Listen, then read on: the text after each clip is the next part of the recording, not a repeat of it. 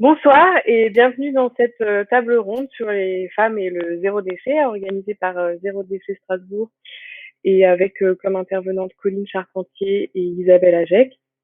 Donc cette conférence est organisée dans le cadre de la Semaine européenne de réduction des déchets qu'on a dû organiser en ligne pour des raisons évidentes. Voilà, je laisse Simon présenter l'association Zéro Déchet Strasbourg pour ceux et celles qui ne la connaîtraient pas. Oui, bonjour. Oui, vu que c'est un sujet qui concerne notre association, il nous paraissait important quand même de passer par la case présentation. Donc, c'est une association qui s'appelle Zéro Déchet Strasbourg, qui a été créée en 2016 et qui a depuis eu des activités très différentes. On s'est créé sur une base militante, notamment par rapport à l'incinérateur de Strasbourg et sa situation sociale et environnementale. Et puis évidemment, quand on met la main dans la réduction des déchets et le zéro déchet, eh ben, c'est à 360 degrés. Et par rapport à l'évolution de l'association, on a commencé à déployer déjà de la sensibilisation, notamment dans les écoles, organiser des conférences, établir des documents comme par exemple une carte interactive pour essayer de repérer les endroits où on a dû consigner. Bref, on a plein d'activités différentes. Une partie plaidoyer, on va être plus proche, on va dire, par rapport au rapport politique et à toutes ces choses-là. Et on a un groupe, par exemple, sur la publicité. Donc, on essaie de lutter également contre la publicité abusive. Bref, on a tout un tas d'activités qui s'est déployé au fur et à mesure des années. On a à peu près une quarantaine de bénévoles actifs. Et surtout, on fait partie d'un réseau, le réseau Zero Waste France, qui compte une centaine de groupes locaux. Nous étions à l'époque le troisième groupe local à être créé. Maintenant, il y en a plus d'une centaine et on appartient à un réseau d'une association nationale qui s'appelle Zero Waste France, qui est la principale ONG, donc organisation non gouvernementale, de lutte pour la réduction des déchets. Donc voilà ce que je peux dire pour le cadre. On a maintenant 2 salariés, moi-même et une collègue à moi, qui sommes également cofondateurs. On a un bureau qui est composé d'une dizaine de personnes où on n'a pas de président, donc chacun a une responsabilité égale au sein de l'association. Et on essaye évidemment de mobiliser. On est avant tout sur un modèle bénévole, donc c'est beaucoup les bénévoles qui font partie, qui font vivre l'association. En termes de moyens de communication, on a une page Facebook, un compte Instagram, un compte Twitter qu'on n'utilise jamais, euh, une newsletter qui nous permet d'être au contact des personnes. Bien évidemment, depuis le début de la pandémie, nos rapports avec les bénévoles et aussi nos sympathisants ont changé et donc on s'organise de manière beaucoup plus numérique, ce qui ne nous plaît pas, mais on y est abstrait. Et en termes de visibilité, donc on a une page Facebook avec 11 000 personnes qui nous suivent. On a à peu près 1100 personnes sur notre newsletter et également plusieurs milliers de personnes sur notre page Instagram.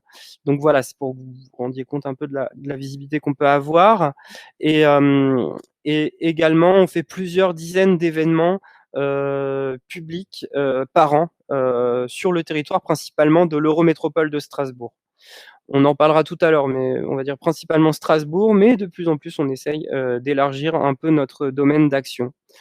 Donc, si on devait résumer, on a une partie politique avec du plaidoyer, on a une partie éducation à l'environnement avec de la sensibilisation, et une partie aussi de plus en plus accompagnement, où on essaye d'accompagner les structures à la réduction des déchets. Par exemple, on a agi auprès de la Bibliothèque nationale universitaire afin de les accompagner dans leur réduction des déchets. Donc voilà, je pense avoir brossé grosso modo une bonne partie des activités de l'association. On a un site internet, n'hésitez pas d'ailleurs à y aller. Donc voilà, je vais redonner du coup la parole à Léa qui pourra compléter mes propos si j'ai oublié certaines parties. Alors, donc, par rapport à l'intervention de ce soir, une petite introduction. Déjà, un peu un genre de nota bene, c'est que bon, on est attentif à ce que constitue le large spectre du genre, mais pour des raisons de simplification, de fluidité, de simplicité dans le discours, on parlera de femmes. Voilà. Alors pourquoi cette table ronde? Donc on vous a présenté Zéro Déchet Strasbourg, et au sein de notre association, donc le groupe local de Strasbourg, on est parti d'un constat et d'une question qui revient récemment depuis récemment et souvent concernant l'engagement quasi exclusivement féminin dans les thématiques de lutte contre le gaspillage, dont on fait partie.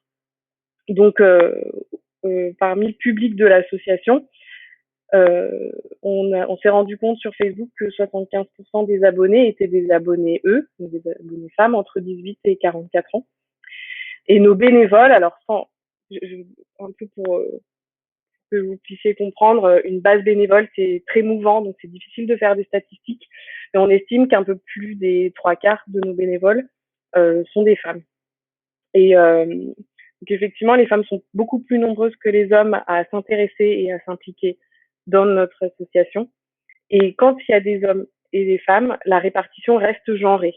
Par exemple, les femmes sont plus souvent attirées par des ateliers et les hommes par des sujets plus techniques, comme par exemple l'incinérateur qui a lancé Zéro Déchet Strasbourg en 2016. Et on le voit aussi, donc effectivement, cette répartition genrée dans les actions de zéro déchet, je pense aussi qu'on peut les transférer à la maison. C'est-à-dire qu'effectivement, dans le quotidien, un atelier, il va plus te servir au quotidien, tandis qu'une action plus technique, elle servira plus un peu aux aspects techniques et donc il va plus se répercuter sur le foyer. Effectivement, comme vous l'a dit Simon tout à l'heure, Zéro Déchet Strasbourg est un groupe local de Zero Waste France et à ce titre, on a quand même des liens avec les autres groupes locaux des autres villes.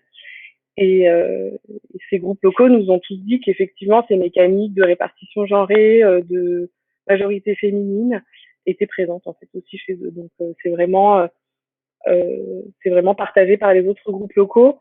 Sans me tromper, je pense pouvoir dire que dans d'autres associations de, de, de lutte contre je vais y arriver, des associations écologistes, il y a quand même beaucoup de femmes. Après, ça dépend aussi de, du, de l'essence de l'association ou du collectif, mais on n'est pas la seule association à avoir ce constat. Donc l'objectif de cette table ronde, c'est pas forcément de répondre à la question de l'intitulé.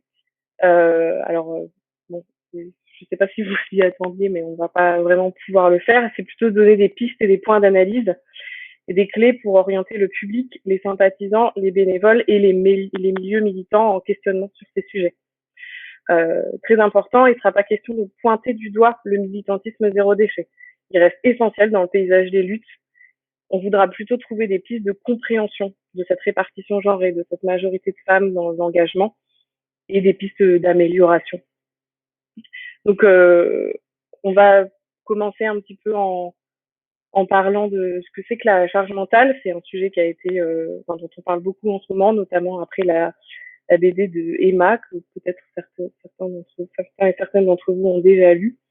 Donc, comment est-ce qu'elle se manifeste dans les quotidiens non militants et militants, dans les milieux non écologistes, donc au foyer, et dans les milieux écologistes, et voir quels sont les blocages, les pistes et les leviers à actionner pour modérer cette charge mentale et intéresser un plus large public aux thématiques de lutte contre le gaspillage et l'écologie en général. Je vais laisser les intervenantes se présenter. Colline, si vous voulez bien vous présenter. On vous entend pas. C'est mieux avec un micro. Bonjour à toutes et à tous. Déjà, merci beaucoup de cette invitation. J'avoue que ça m'a fait très plaisir. Mais j'ai pas l'habitude en fait d'être invitée par les associations écologistes, justement parce que c'est un peu parfois quelque chose qu'on n'a pas envie de voir. Donc vraiment encore merci. Donc pour me présenter, je suis Colline Charpentier. Je suis la créatrice du compte Tapenséa sur la charge mentale, qui est un compte sur Instagram et qui est aussi un petit peu sur Facebook, mais qui est un compte assez dormant. Aujourd'hui, Tapenséa, c'est plus de 130 000 abonnés pour parler de travail domestique et de charge mentale, et c'est un compte qui existe depuis 2018. Voilà, moi, à côté de ça, donc je suis professeure d'histoire-géographie en collège à Saint-Denis. Je suis aussi maman parce que c'est important dans mon identité. Suite à ce compte Instagram, il y a eu aussi un livre qui est sorti au livre de poche qui s'appelle Ta pensée. Voilà, je pense que j'ai déjà bien brossé le portrait et j'ai hâte qu'on puisse en discuter tout à l'heure.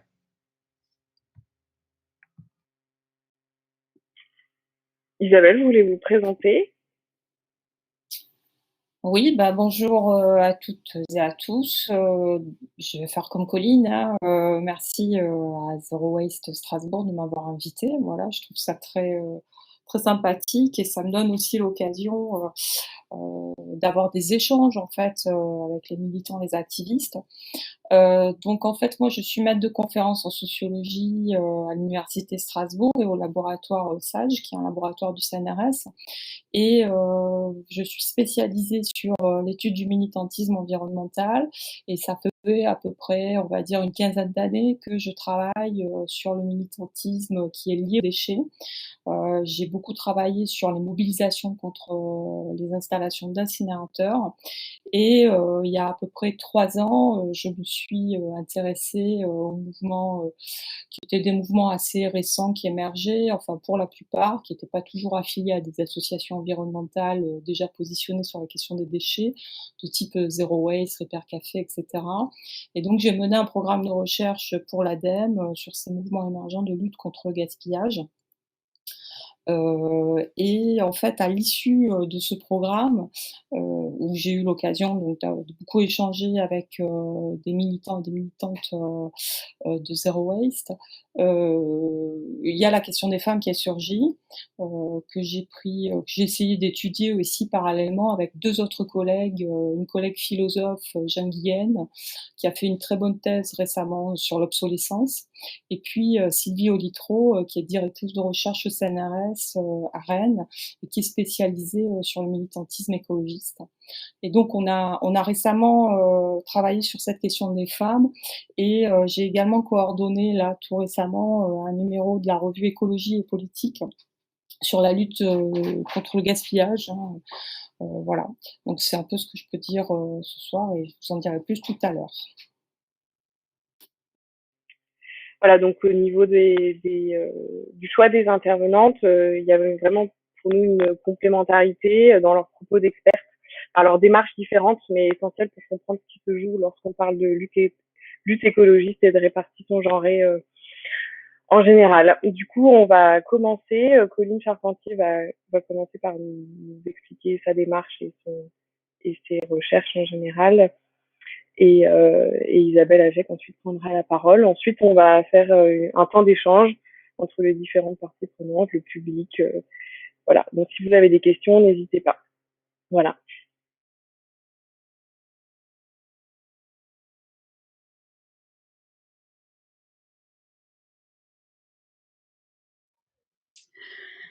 Eh bien, super, c'est moi qui commence. C'est toujours un petit peu difficile d'être la première, mais on y va. Donc, tout d'abord, je pense que, enfin, ce qu'on a demandé en premier, c'est de faire pas mal de définitions. Mais avant d'arriver à ces définitions, je voudrais revenir quand même sur la création de ce compte Instagram. Donc, ce compte Instagram, il a été fait en 2018, en novembre 2018. On vient de fêter les 2 ans. Et en fait, je voulais partir de situations vécues autour du travail domestique et de la charge mentale parce que moi-même, mon enfant avait 1 an et j'avais l'impression d'étouffer. Et c'est vraiment un déclic personnel qui m'a donné envie de récolter tous ces témoignages. Aujourd'hui, dans ma besace à témoignages, comme je le dis, j'ai plus de 12 000 témoignages. Un vrai travail sociologique qui peut être fait sur ces témoignages. Et c'est en effet essentiellement des témoignages de femmes. Donc c'est aussi intéressant, mais vous allez voir, aussi, ça montre aussi ce que c'est la charge mentale et ce que c'est aujourd'hui le travail domestique gratuit. Tout d'abord, je voudrais revenir sur la définition de la charge mentale. En fait, souvent le mot charge mentale, on pense qu'il vient de la bande dessinée de Emma en 2017, qui est une excellente bande dessinée. puis qui est repris ensuite par Titu Lecoq, par un livre où elle raconte justement ce parcours de recherche sur le travail domestique et sa charge mentale. Et ces deux autrices, en fait, elles posent des jalons déjà en 2017 sur ce que c'est le travail domestique. Mais en fait, c'est essentiellement le travail domestique gratuit et la charge mentale une question sociologique. C'est une question en fait qu'on retrouve dans la sociologie du travail. Donc le mot charge mentale, il apparaît exactement en 1984 sous la plume de Monique Inco quand elle décrit en fait le quotidien des infirmières, où elle montre que des infirmières passent leur temps à exécuter des tâches tout en s'occupant des besoins de leurs patients. Et je pense que ça, c'est vraiment essentiel pour comprendre ce que c'est la charge mentale. C'est qu'il faut partir de cette définition pour pas la confondre avec travail domestique et qui est en fait l'exécution. Moi, ce que je dis toujours en conférence, et qui est donc mon petit motif personnel, c'est qu'on prend en fait une maison, donc une maison, un foyer avec qui vous voulez dedans, des gens avec qui vous avez décidé de vivre. Et dans ce foyer, il peut y avoir des enfants, il peut ne pas y avoir d'enfants, il peut y avoir des animaux, il peut ne pas y avoir des animaux. Mais en tout cas, ce foyer, il doit exister, il doit en fait tourner, comme on dit. Donc moi, dans ce foyer, en fait, je mets ce qu'on appelle des engrenages, qui sont ce qui permet de faire tourner cette maison. C'est par exemple une machine à laver, toujours du linge propre, faire en sorte que cette maison soit toujours saine, que les personnes à l'intérieur de cette maison puissent toujours manger correctement, que leur santé soit toujours préservée. Et puis, au-dessus de ces engrenages, on a en fait un nuage de pensée qui va actionner les engrenages et permettre à tout ce foyer d'exister. Quand on a bien commencé à distinguer ce que c'est la charge mentale de l'exécution, c'est-à-dire les engrenages, on commence déjà à avancer sur cette question de ce que c'est la charge mentale. Alors, pour aller plus loin, en fait, ce qu'on a pu démontrer, c'est que qui, dans un couple hétérosexuel, va en fait exécuter les tâches, qui va les penser, à l'heure actuelle, dans les recherches françaises, on sait déjà que ce sont les femmes qui portent la plupart du temps le travail domestique gratuit, ainsi que la charge mentale. Alors sur le travail domestique gratuit, je voudrais quand même revenir sur des chiffres, ces fameux engrenages, puisque en fait on peut pas mettre de capteur dans la tête des gens, donc on peut pas savoir combien d'heures par jour ils pensent à la gestion de leur foyer. En revanche, on peut calculer quand ils se mettent en action. Alors, on a en fait des chiffres de l'INSEE qui datent un petit peu encore aujourd'hui, enfin qui datent, mais qui sont en train d'être réactualisés dans une grande enquête qui s'appelle l'enquête emploi du temps.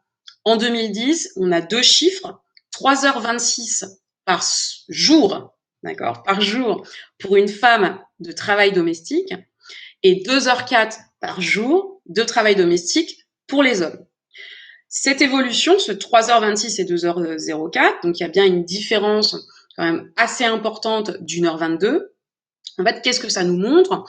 Ça nous montre que les femmes donc, passent beaucoup plus de temps sur le travail domestique que les hommes.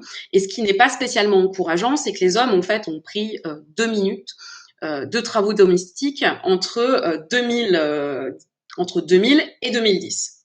Là, les tendances qu'on a eues, donc le MIC parcours qu'on a eu en 2015, nous montre aussi que le travail domestique des hommes avance très peu et qu'on se retrouve sur une moyenne qui prend 1 ou 2 minutes tous les 2-3 ans.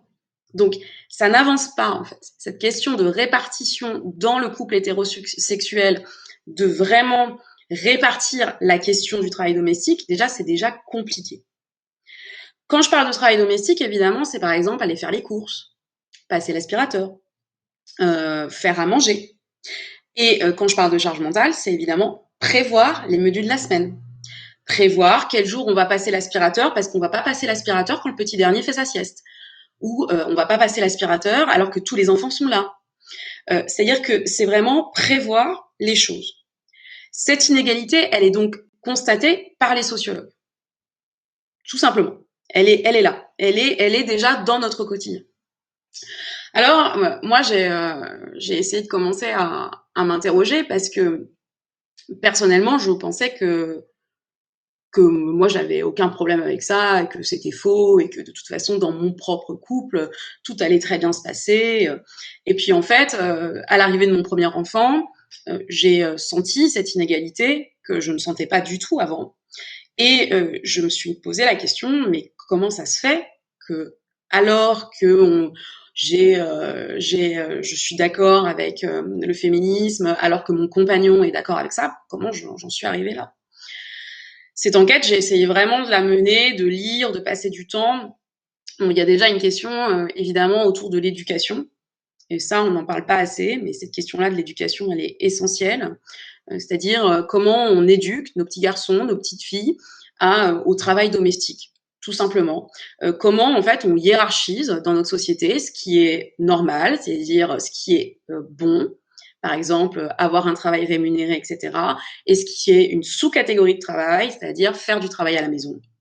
Ça fait partie en effet des hiérarchies qu'on apprend dans nos éducations, dans notre manière en fait de dire les choses. On est vraiment sur une manière de nous montrer le couple hétérosexuel et le travail domestique en disant bah voilà, le travail domestique c'est quelque chose de pas bien, s'occuper de chez soi c'est forcément contraignant et ça fait partie en fait du non-investissement puisque c'est pas glorieux en fait d'aller nettoyer les toilettes, mais en fait ça fait partie essentiel de la vie de son foyer et de la bonne santé de son foyer. Ça, c'est vraiment, pour moi, cette question-là, par rapport aux enfants, par rapport à la manière dont on éduque nos enfants, elle est vraiment essentielle pour moi. Et c'est aussi, forcément, remettre en cause ce qu'on voit dans l'éducation nationale, sur tous les modèles qu'on peut avoir autour des familles, sur la manière dont on transmet, en fait, cette manière de voir l'intérieur, cette manière de voir le travail rémunéré. C'est vraiment toute une révolution, en fait, du regard qu'il faut faire. Mais on en est quand même là. Cette inégalité, elle existe. Ensuite, évidemment, il y a un autre facteur, c'est celle des modèles sociaux et de cette hiérarchie entre les modèles sociaux. C'est-à-dire vraiment comment on représente les femmes, les hommes dans leur intérieur, dans les séries, dans les films, dans les discours politiques, comment on les représente en général. Et ça, on a tout un travail à faire encore là-dessus, même s'il est quand même bien entamé. On voit bien qu'en fait, aujourd'hui, la réussite, c'est forcément aller toujours plus... être toujours à l'extérieur pour les hommes et pour les femmes, que ce soit dans les films ou ailleurs, c'est avoir une famille, avoir une maison et être stabilisé. D'ailleurs, on pourrait très bien en parler, mais il y a aussi cette question-là dans les modèles sociaux de la surconsommation autour de la mode, autour du luxe, etc. C'est vraiment un des thèmes qui peut tout à fait aussi nous intéresser. Bref, je me suis lancée un peu dans tout ça, ça a bien infusé. Le compte a été créé, les témoignages ont commencé à arriver, et puis il y a eu à la suite de ça le livre. Donc mon livre en fait est un guide d'autodéfense sur la charge mentale, parce que justement on s'adresse toujours aux femmes, mais on s'adresse pas en fait aux couples. Pour moi, quand on a un problème d'inégalité entre les engrenages et le nuage, et qu'on voit qu'il y en a un ou une qui porte tout, c'est avant tout un problème de couple, mais aussi un problème de société. C'est pas seulement un problème de femmes. Moi, j'ai pas envie qu'on me dise, écoute, Colline, t'as qu'à plus te détendre, t'as qu'à en fait te laisser aller, t'as qu'à lâcher prise, ça ira, c'est parce que tu vois pas telle ou telle chose. Non, en fait, c'est un problème de couple. Quand on a un problème de charge mentale, c'est un problème de couple. Et ça a des conséquences gravissimes sur les femmes. Alors, les conséquences extrêmement les plus lourdes, évidemment, c'est tout ce qui est burn-out. Mais ça peut aussi être des problèmes de sommeil, des problèmes de dos, des problèmes d'humeur. On s'énerve sur une chaussette sale. Pourquoi on s'énerve sur une chaussette sale? Je veux dire, ça n'a rien. Enfin, ce n'est pas logique en fait. Mais en fait, ce sont des choses qui forcément vont énerver les gens, vont énerver la personne qui supporte cette charge mentale, et qu'on lui dise mais en fait t'as qu'à te détendre. Mais non, en fait c'est un problème de couple. Donc moi dans mon livre j'essaye vraiment d'avoir un dialogue de couple, ce qui jusque-là était plutôt un dialogue envers les femmes pour leur dire de lâcher prise. Voilà. En revanche, je vais revenir sur notre sujet par rapport à l'écologie, parce que quand Léa m'a contactée, j'ai été hyper étonnée, parce que depuis les débuts du compte Instagram, finalement, sur tous les témoignages que j'ai eu très très peu de témoignages sur le zéro déchet, sur l'écologie, sur faire ses yaourts, sur prévoir de nettoyer ses cotons démaquillants, c'est-à-dire alors que pour moi, c'était tout à fait logique que c'était une charge mentale importante. C'est-à-dire, et puis il y avait ces discours de oui, on en rajoute avec le zéro déchet, les femmes toujours en première ligne, etc. Je me suis dit, bon, il faut aller plus loin parce que moi j'étais convaincue quand même du besoin en fait de transformer nos modes de vie pour nous permettre d'avoir pour nous éviter une catastrophe tout simplement écologique. Donc un besoin de changer notre mode de vie, mais c'est vrai que depuis la création de Ta-Pensée-A, j'ai très peu de témoignages. Et en fait, en préparant cette intervention, je me suis rendu compte déjà que quand en tant que militante, on va vraiment commencer à entrer en fait dans la planification autour d'une meilleure consommation et aussi d'une restriction autour de ces déchets, eh ben, on a l'impression qu'on fait un geste écologique extrêmement fort, ce qui est vrai, mais surtout on n'a pas le droit de se plaindre. Parce que finalement, il y a pire ailleurs. Et je pense que c'est pour ça que j'ai peu de témoignages. Je pense que j'ai peu de témoignages parce que les femmes qui se font en fait le zéro déchet, etc., et qui font ça seules, la plupart du temps, n'osent pas se plaindre parce qu'elles sont déjà dans un acte militant très fort. Et donc, quand on est dans un acte militant très fort, on n'est pas là pour dire, bon, écoutez, c'est quand même embêtant que Jean-Michel ne se mette pas à fond là-dedans.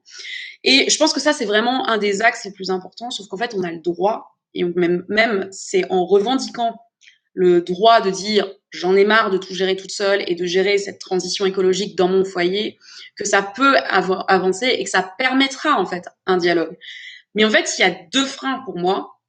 C'est que d'un côté, dans son dialogue de couple, c'est une transformation féministe, mais c'est aussi en fait une transformation écologique. Donc ça veut dire éduquer son conjoint à deux gros combats actuels. Et ça, je pense que c'est extrêmement compliqué, surtout que finalement on n'éduque jamais son conjoint. C'est lui qui doit faire le pas vers ça, et donc ça frustre énormément. Ensuite, je pense qu'il y a un deuxième frein sur le fait que j'ai eu très peu de témoignages, c'est que dire aujourd'hui, surtout dans des milieux militants comme celui du zéro déchet, qu'on a un problème de répartition de tâches domestiques et de charge mentale, en fait, ça fait pas moderne. Ça fait pas moderne et ça fait pas militant. On est en train, en fait, tout simplement, quand on le dit, on se dit « Ah bah oui, mais on va croire que je fais comme ma mère dans les années 50, dans les années 60, pourtant je l'ai choisi, il faut que je fasse attention à ça, j'ai pas envie de me plaindre par rapport à ça, et puis surtout, ça fait pas très moderne alors qu'on est dans tous les combats à l'heure actuelle. » Et je pense toujours pareil, la même chose, il faut savoir le dire, parce que ça va permettre la transition générale du foyer, mais aussi ça peut emmener en fait d'autres types de militants sur le terrain. Excusez-moi, je tourne la page. Ça, je pense, c'était essentiel pour moi, et je pense que ça explique vraiment le fait que j'ai eu très peu de témoignages. J'ai eu quand même un témoignage autour des couches lavables, le fait que monsieur insiste pour les couches lavables en disant c'est quand même une catastrophe, les couches jetables, il faut faire quelque chose. Et puis, une fois que l'enfant est arrivé, les couches lavables sont mises en place, et en fait, rien n'est lavé correctement, c'est pas suivi, et c'est une vraie charge mentale, hein, les couches lavables, c'est un truc qui peut être lourd, je l'ai moi-même fait, donc je sais ce que c'est, mais en tout cas, ça permet vraiment de faire les choses et de discuter avec son conjoint et de faire en sorte que lui aussi se rende compte quand on dit son ras-le-bol. Moi, je voulais quand même revenir sur ces questions, donc au-delà des témoignages que je peux avoir. Je pense en effet qu'il y a quand même des débats de société hyper importants à avoir. Déjà, et je pense que vous le faites largement dans votre association, c'est le fait de réfléchir sur la question des petits gestes, mais de la consommation générale. On sait très bien, hein, on n'est pas dupe, hein, que même si on fait du zéro déchet au quotidien, en fait, c'est un système global qui doit se transformer, c'est un système capitaliste qui doit se transformer, c'est des décisions fortes qui doivent être prises au niveau politique. Mais moi, ce qui m'intéresserait comme débat particulièrement, c'est le fait de réfléchir à la question du travail domestique gratuit, de la place dans nos luttes par rapport à ça. Quelle est la valeur aujourd'hui de ce travail domestique? Tout à l'heure, j'entendais, oui, on s'est mobilisé sur l'incinérateur. Oui, c'était extrêmement important, c'était des choses essentielles. Mais un débat en même temps sur la question du travail domestique et ce qui se passe dans nos maisons, c'est aussi essentiel. En fait, c'est ça le travail de militant, c'est qu'aussi on est plus sur plusieurs fronts à la fois.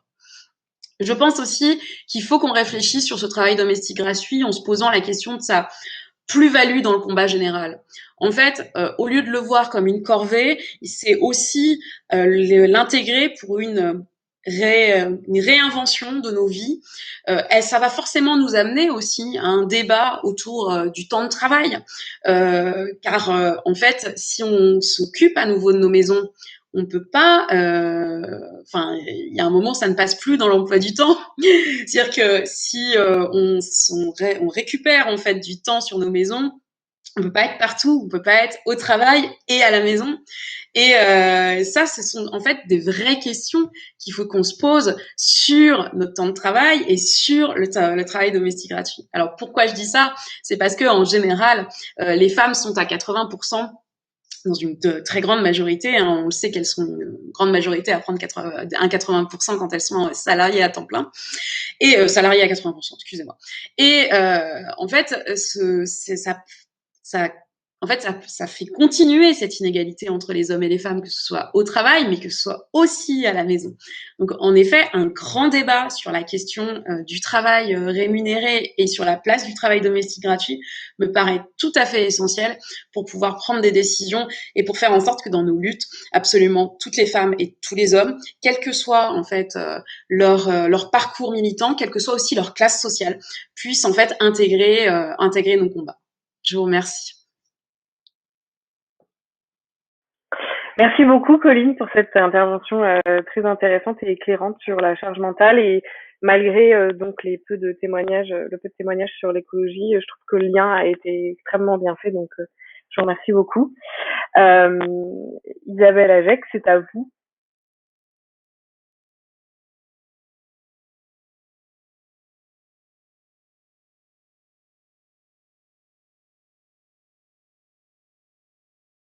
Voilà, bonsoir. Rebonsoir, excusez-moi, j'ai eu une coupure, donc j'espère que tout le monde m'entend maintenant. Je suis désolée parce que j'ai pas entendu la fin de ce que disait Colline, voilà, qui était tout à fait passionnant. Alors voilà, alors moi, de mon côté, ce que je peux faire, c'est je vais partir d'un constat de départ qui rejoint sur certains ce que Colline a dit.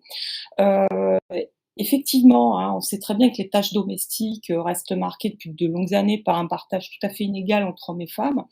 Et il y a un paradoxe, c'est que ce travail domestique, de façon assez récente, on va dire, est mis en avant, souvent par des jeunes femmes elles-mêmes, hein, dans le cadre des pratiques de récup, de recyclage, de réduction des déchets, etc. Et ce que je voudrais dire, c'est que l'interprétation de ce paradoxe, en fait, comment dire, il y a différentes interprétations de ce paradoxe. C'est-à-dire que soit on peut considérer qu'il ne fait que renforcer ces inégalités de genre parce qu'on responsabilise les femmes, hein, c'est des tâches domestiques supplémentaires, soit on peut aussi convoquer des combats écoféministes, hein, c'est-à-dire des combats qui relient l'écologie et le féminisme et pour lesquels ces pratiques de récup, donc qui mettent en avant le travail domestique, auraient un peu une dimension très politique, pas un peu, même, voire beaucoup. Et donc pour quelles raisons? Alors bon, on peut dire, si je reprends, vous avez des spécialistes de justice environnementale, on va y revenir, mais qui disent que d'une certaine façon, ces femmes, la femme zéro déchet, voilà, je schématise un peu, elle ramènerait l'écologie à la maison. Donc je vais essayer de revenir là-dessus, mais je pense que pour comprendre les termes de ce débat, je pense qu'il faut d'abord revenir, et c'est ma contribution à ce débat-là, sur l'histoire des pratiques de récup féminine et sur la façon dont elles ont été invisibilisées par le capitalisme et par l'essor du consumérisme. Et ensuite, on peut à partir de là, il me semble, essayer de penser les possibilités, les limites des pratiques féminines du zéro déchet. Donc c'est un peu les 2 points que je vais essayer d'aborder. Alors donc un peu une histoire courte, on va dire, des pratiques féminines de récup. Et puis revenir un peu sur, les possibilités et les limites en fait, de ces pratiques. Alors, je pense que déjà la première chose, c'est que, les pratiques féminines de récup, au sens large, hein, quand je dis de récup, hein, c'est vraiment au sens large, c'est, recyclage, réemploi et cetera. Ces pratiques féminines de récup, elles ont une histoire. Et donc c'est pas une nouveauté. En fait, elles s'inscrivent, très schématiquement, dans l'histoire de la révolution industrielle, qui a introduit une coupure entre résidence et le lieu de travail et qui a contraint les femmes à se retirer du marché de l'emploi. Très schématiquement, hein, là je fais des raccourcis, mais bon, on va dire que la période de la révolution industrielle, si vous voulez, c'est le moment où l'homme va aller travailler à l'usine, là où pour les ménages paysans ou pour les artisans commerçants, lieu de résidence et lieu de travail se confondaient. Et donc l'industrialisation, si vous voulez, c'est l'époque la plus ségrégative entre hommes et femmes, puisque le salaire de l'homme va devenir le seul gagne-pain. Et c'est le moment où on a une espèce d'idéal domestique qui se met en place et qui va enfermer la femme à la maison. Hein, il y a des sociologues qui disent que cette période-là, c'est une période de déculturation des anciens savoirs féminins qui ont été littéralement détruits par le travail industriel, quoi. Vous avez une historienne qui est extrêmement connue, Suzanne Strasser, qui montre que à partir de cette époque-là, les activités de réparation, de raccommodement, de récupération des restes, des chiffons, etc., y compris pour faire des protections mensuelles, des choses comme ça, eh bien, tout ce travail-là incombe aux femmes. Hein, parfois, elles vendent ces matières premières secondaires à des colporteurs, à des chiffonniers, et elles en tirent une espèce de monnaie genrée, là où les hommes ont un salaire. Hein, et donc, c'est un peu le rapport spécifique à la richesse du foyer, avec une dimension morale extrêmement forte, parce que gaspiller, bah, ça veut dire que il y a une mauvaise gestion du foyer par la femme. Donc, vous voyez, les pratiques, je pense que c'est important, les pratiques de récup féminine, elles vont de pair, initialement, avec un idéal domestique de la femme soumise, économe et enfermée. Et avec le XXe siècle, et particulièrement l'entre-deux-guerres, et ce qu'on appelle le modèle fordiste, si vous voulez, c'est un moment où l'emploi salarié industriel, il va être relié au consumérisme de masse. Ces pratiques féminines de récup, elles vont être complètement disqualifiées, elles vont être vues comme ringardes, hein, parce qu'elles sont en fait complètement inadéquates dans une économie productiviste qui transforme progressivement l'espace domestique comme un espace privé où on va consommer des objets de la vie quotidienne qui sont issus de la production de masse.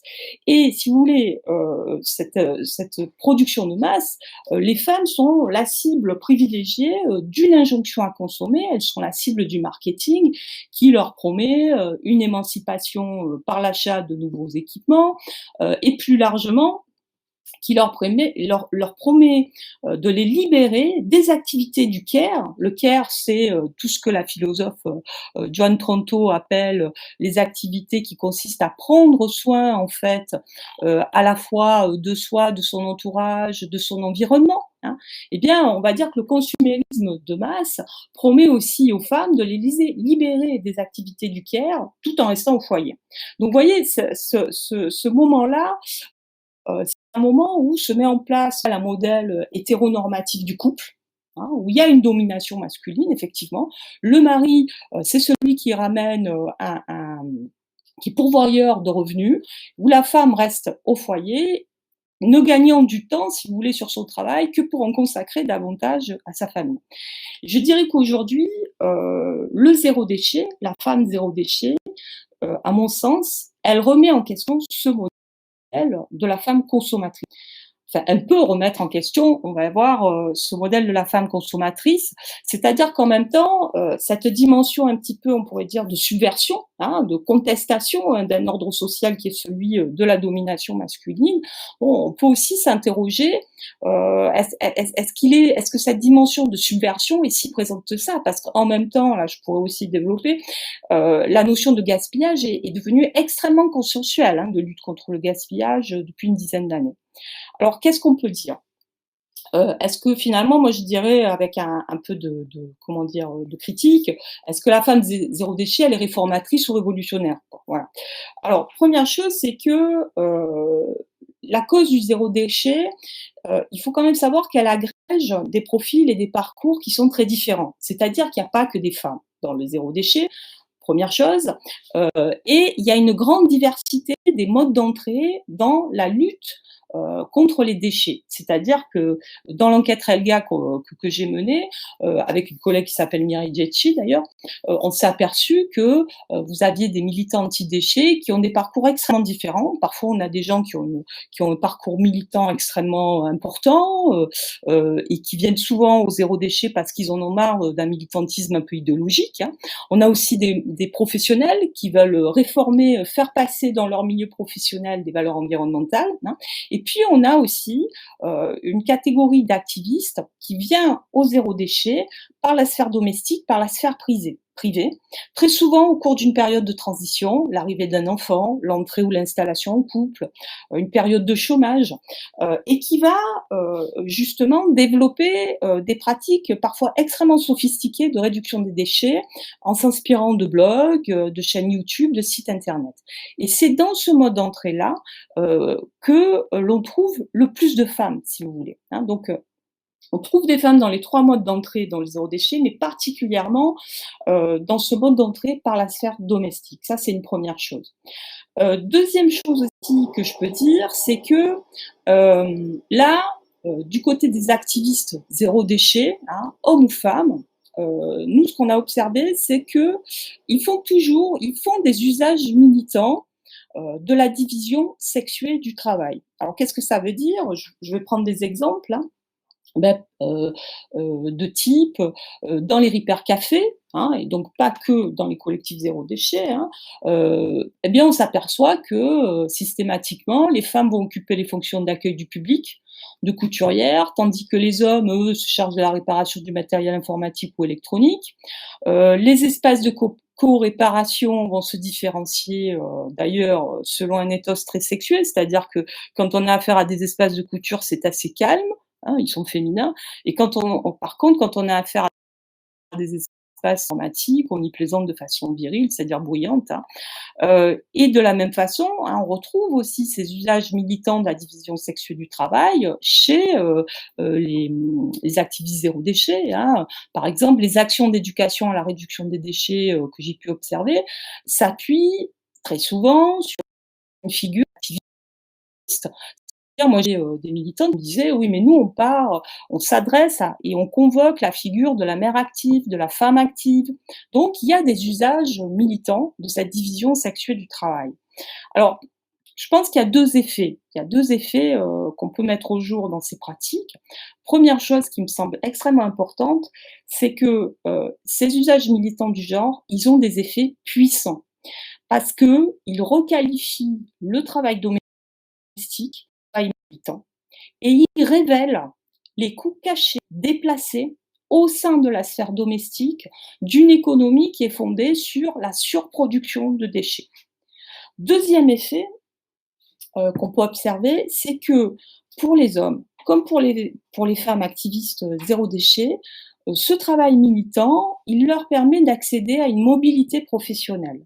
C'est-à-dire que très souvent, c'était la moitié de l'échantillon dans l'enquête RELGA que j'ai menée, les femmes activistes zéro déchet, en fait, comment dire, une activité professionnelle à partir de la compétence et de l'expertise qu'elles avaient développée dans le reste. En fait, on a des femmes activistes qui transforment des compétences domestiques, qui sont des compétences d'aliénation genrée, hein, puisque ce sont elles qui se les coltinent, entre guillemets, elles les transforment en compétences et en espaces d'autonomisation professionnelle.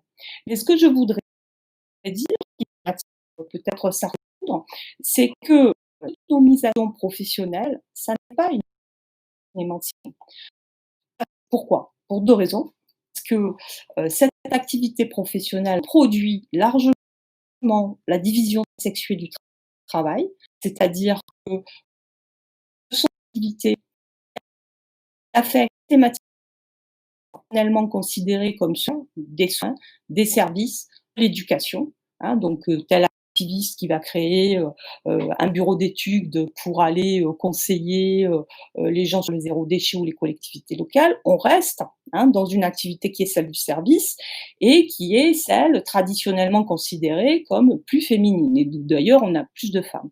Deuxième chose qui me fait dire que cette autonomisation professionnelle, ça n'est pas une émancipation, c'est parce que la femme zéro déchet, même quand elle fait ça, elle reste enfermée dans une pseudo-émancipation par le double emploi, c'est-à-dire dans le travail. Elle s'occupe de zéro déchet et dans le travail.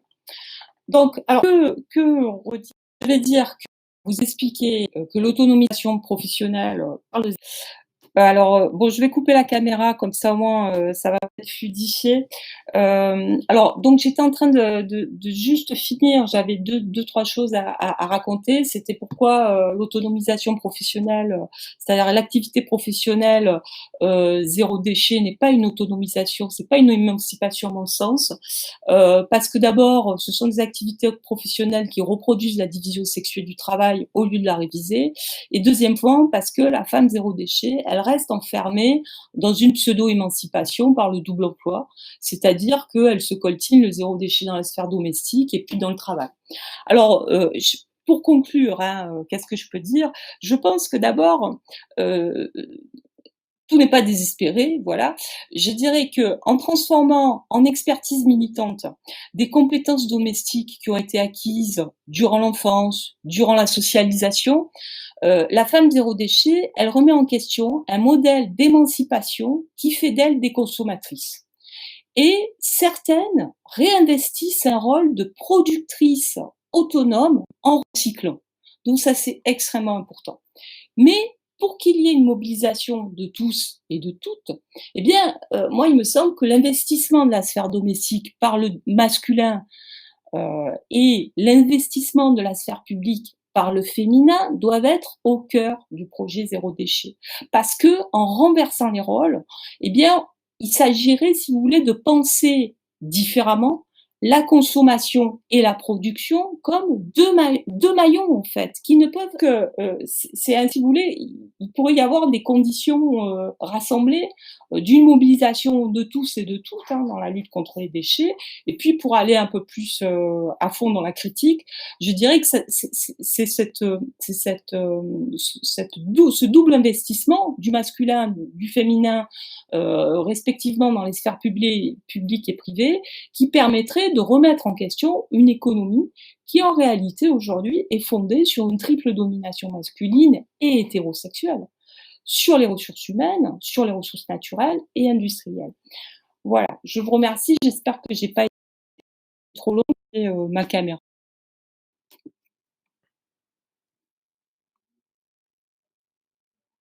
Donc je sais pas s'il y a des réactions.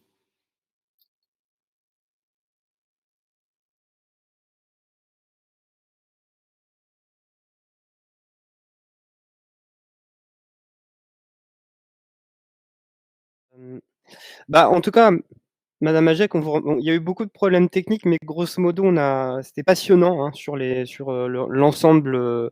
On a dû entendre à peu près 95% quand même de ce que vous avez dit, et c'était vraiment passionnant. Je vous invite vraiment à lire l'étude RELGA, donc Réseau émergent de lutte contre le gaspillage alimentaire, qui est une partie des nombreux travaux de Madame Hajek.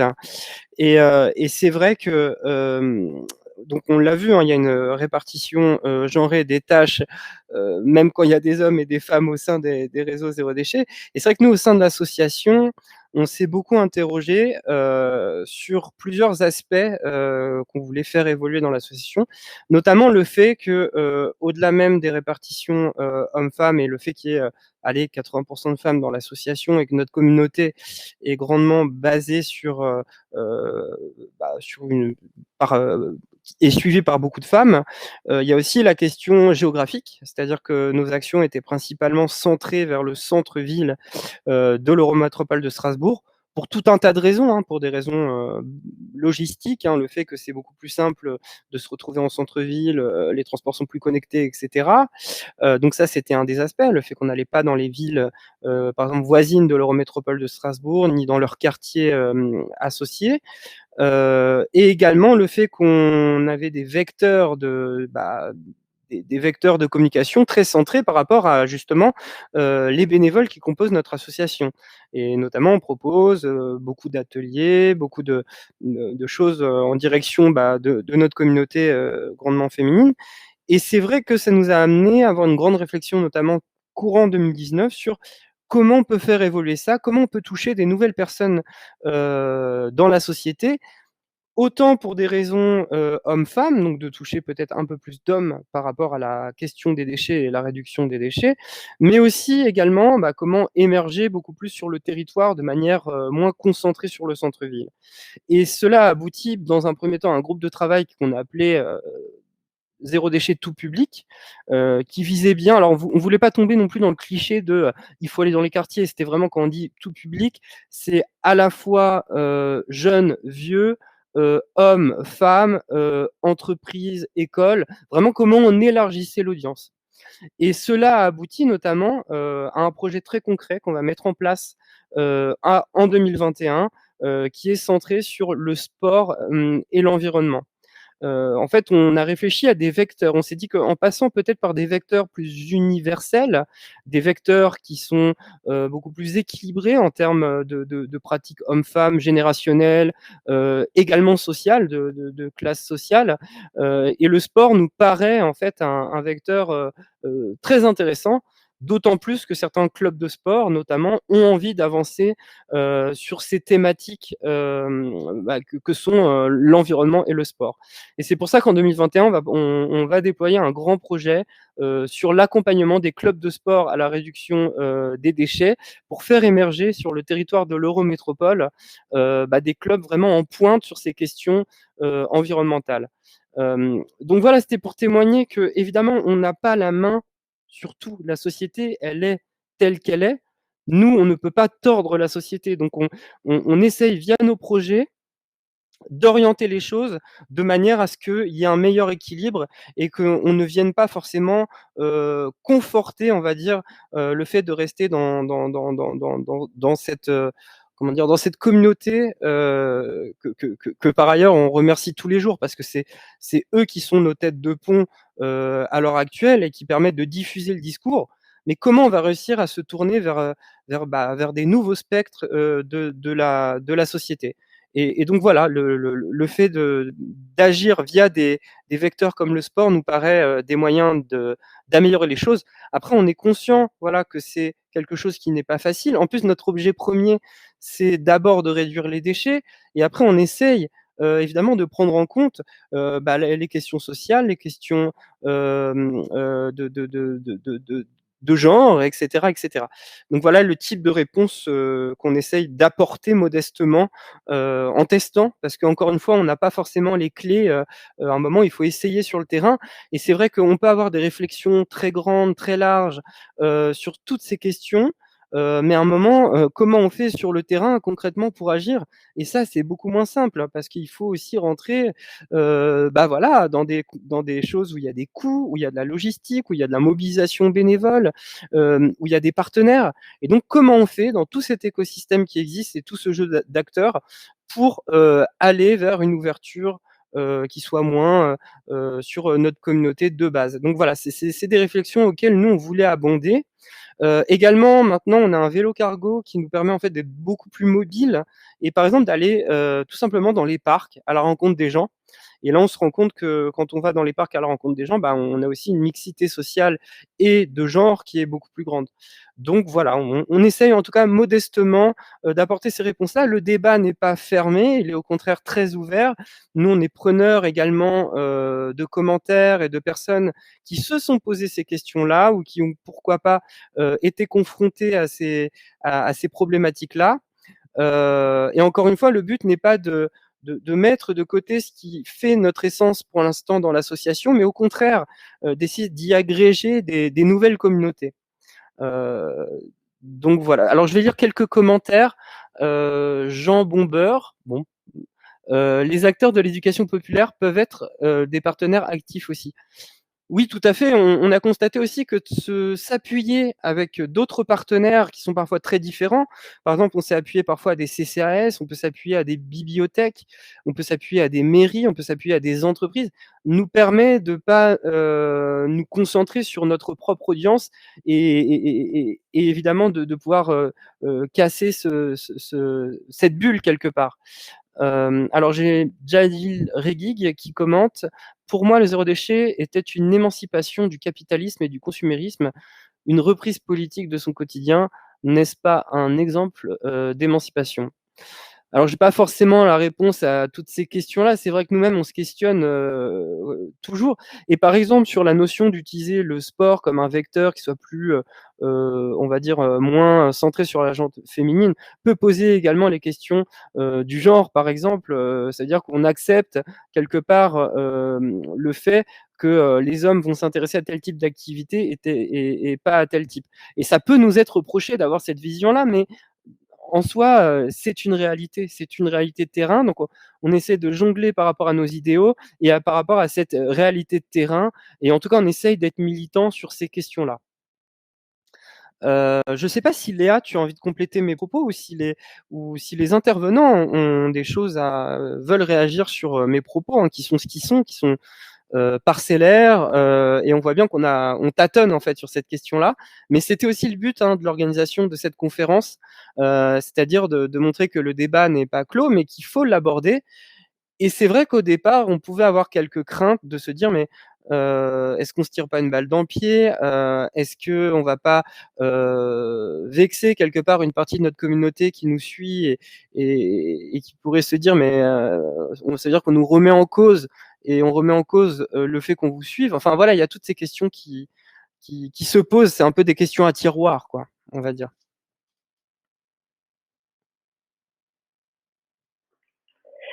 Moi, je veux bien reprendre la parole sur un. On me voit, oui. Reprendre un peu ce que dit Simon. Effectivement, il faut voir aussi que en ce moment, particulièrement, les associations ont du mal à mobiliser. C'est quand même une période très compliquée. Donc, on n'est pas du tout en mesure, et d'ailleurs, on n'a pas envie, comme dit Simon, c'est pas du tout notre volonté de dénigrer nos militantes. C'est justement nous, on est toujours très contents d'avoir des bénévoles et juste questionner cette répartition genrée. Et effectivement, en l'état, il nous est impossible, comme il est impossible de faire dans la plupart des secteurs, il est impossible de faire de la discrimination positive. C'est pas du tout possible. Juste, effectivement, je pense on a eu quelques clés avec les intervenantes sur ce qu'il est possible de faire et comment est-ce qu'on peut orienter nos actions. Et effectivement, le sport peut être un bon vecteur puisqu'il est assez universel.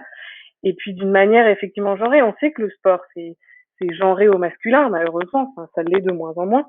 Et donc est-ce que ça pourrait pas aussi euh, remettre un peu la balance, enfin remettre un partout comme on dit, je crois. Moi je suis pas très sportive mais voilà. Et et voilà. Et puis mon autre point, c'est pour reprendre notamment ce que disait Madame Ajek, c'est qu'effectivement, je pense que si on voit le zéro déchet comme uniquement marketing, parce qu'il y a une récupération marketing qui est quand même assez déplaisante, si je peux le dire poliment, du zéro déchet, on peut effectivement voir que c'est quelque chose de très féminisé, mais effectivement c'est tout le but de ce marketing. Et cette conférence est comme notre démarche, c'est vraiment de militantiser le zéro déchet, vraiment pour qu'on comprenne que c'est pas juste tous ces posts Instagram sur lesquels on a des beaux bocaux, etc. C'est quelque chose de vraiment plus politique. Voilà, Colline, je vous laisse réagir et ensuite Isabelle pourra prendre la parole. Oui, Léa, j'étais en train tout simplement de réfléchir à ce que disait Simon, notamment sur on part du terrain et donc on fait aussi avec ce qu'on a. Je pense qu'il y a quand même quelque chose quand même d'assez important, c'est de se dire que beaucoup de femmes qui sont dans la question du zéro déchet et qui ont une surcharge cognitive par rapport à ça, donc qui sont en plein dans je porte toute la charge mentale, elles ont aussi besoin de parler de ça. Et je pense que il serait intéressant quand même dans une association comme la vôtre de mettre en place des rendez-vous peut-être mensuels ou tous les 15 jours pour parler entre femmes de ces questions-là, pour se remotiver aussi, pour faire ressortir les choses, parce que c'est quand on porte tout, qu'on est dans ses propres pensées, qu'il est difficile en fait de continuer un combat. En fait, c'est par l'échange, par le collectif, par la solidarité que les luttes sont possibles et que les luttes peuvent aller plus loin. Et c'est pas seulement en fait incriminer qui que ce soit, mais c'est faire sortir en fait ce qu'il y a à dire et par des gens qui peuvent comprendre. Et ça peut être intéressant en effet de parler des solutions mises en place, mais aussi de parler du coût émotionnel et du coût parfois mental de ces solutions et de s'entraider entre femmes et de voir aussi comment petit à petit on peut amener des hommes à être plus dans la lutte, plus dans le combat. Et c'est souvent, comme l'a dit Simon, à partir du terrain directement.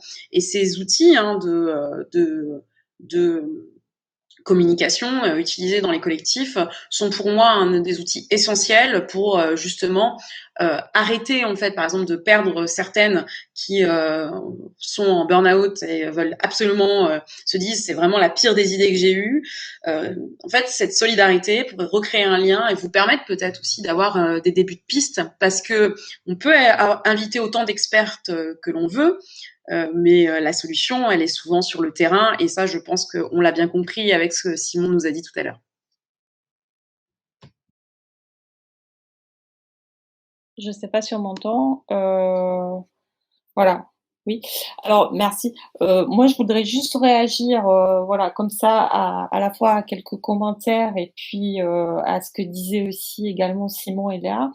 D'abord, je pense que j'ai vu que dans les chats, il y avait quelqu'un qui se posait la question, mais pour participation, mais je vais être très schématique, mais je veux dire, ça n'est pas une émancipation parce que la femme zéro déchet se cumule, va vers un double emploi. Donc il y a elle a à la fois le zéro déchet à la maison et le zéro déchet dans son activité professionnelle.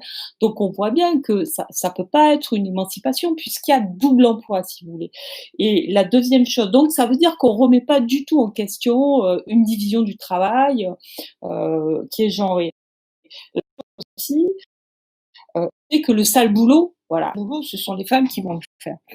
La deuxième chose aussi, c'est une forme de réponse aux inquiétudes en fait du collectif zéro déchet que je comprends très bien. Je sais un peu, disons plutôt, qui parcourt en fait comment on fait pour avoir une cible, mais en même temps il ne faut pas décourager les gens. Mais je pense que en même temps, comment dire, le problème des déchets aujourd'hui est tellement massif, du planétaire. On est dans une situation d'envahissement à la fois de la planète, à la fois même extraplanétaire. Vous avez des recherches qui montrent qu'on a déposé aussi des déchets un peu partout en orbite et quotidien. Donc on a un envahissement de nos vies quotidiennes et de nos espaces privés qui est tel que je ne pense pas. Après, ça n'engage que moi, mais du point de vue des observations que je peux mener, je ne pense pas qu'on s'en sorte si la lutte contre les déchets, c'est l'apanage. Donc, je veux dire, à un moment donné, si vous voulez qu'il y ait une action massive, eh bien, il va bien falloir engager plus d'hommes dans cette cause, hein, et donc, d'une certaine façon, prendre le problème un peu à bras le corps. Voilà ce que je veux dire. Donc, c'est un peu difficile, mais voilà, c'est ce que je pense.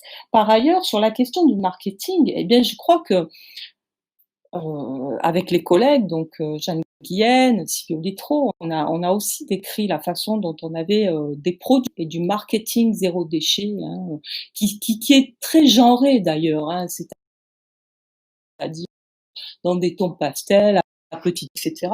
Mais c'est louper qu'on le coche. C'est-à-dire qu'en fait, à mon sens, la pratique du zéro déchet, quand elle est pratiquée sur, je pense que j'ai un problème de connexion. La pratique du zéro déchet, si vous voulez, ça fait et sa politique, c'est trouver, reconquérir une forme d'autonomie par rapport au marché. Et donc, se tourner vers du marketing zéro déchet, là, on se plante complètement. Parce que, sur la c'est ce qui fait à mon avis, la dimension politique, hein, au sens noble. Zéro déchet, c'est ça, hein. J'ai l'impression qu'on m'a pas entendue. Ah oui, je vais couper la caméra effectivement.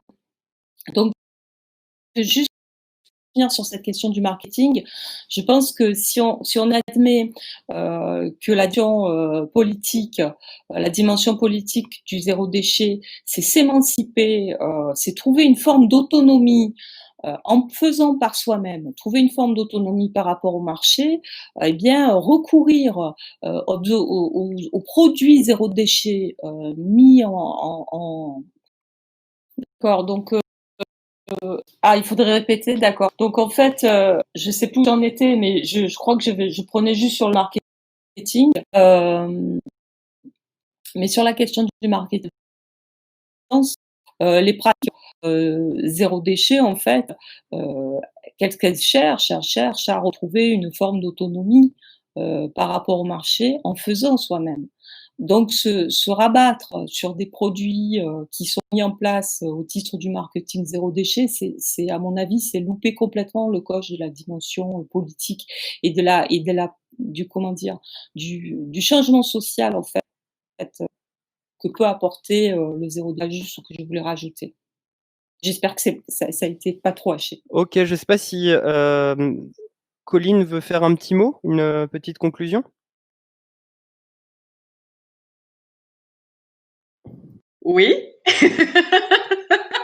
Non, non, mais c'est bon. Je pense qu'on a vraiment fait le tour. Mais en effet, je pense il y a encore tout un travail à faire, mais il y a aussi toute une communication. Et je pense que il faut pas ignorer le problème, même si ça peut nous remettre en cause en tant que personne. C'est aussi comme ça qu'on est des militants. C'est aussi savoir se remettre en cause et parler des choses qui nous bloquent au quotidien.